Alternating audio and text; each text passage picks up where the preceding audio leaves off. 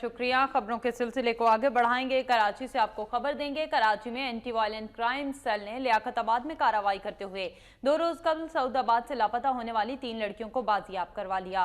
कार्रवाई के दौरान एजाज नामी शख्स को भी गिरफ्तार किया गया है।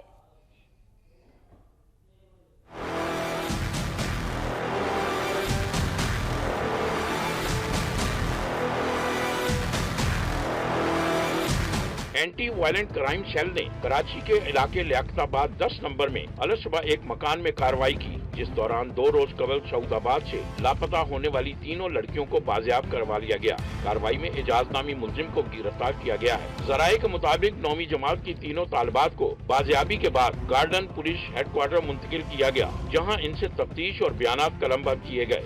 लड़कियों से राब्ते के इल्जाम में पुलिस ने 5 नौमर लड़कों को भी हिरासत में ले रखा है। पुलिस के मुताबिक लड़कों के मोबाइल फोन रिकॉर्ड से लड़कियों के SMS मिले हैं। वालिदैन का कहना है कि तीनों लड़कियां जुमे को घर से स्कूल गईं और पुरसरार तौर पर लापता हो गई थीं। दूसरी जानिब स्कूल इंतजामिया के मुताबिक तीनों लड़कियां स्कूल से गैर हाजिर थीं।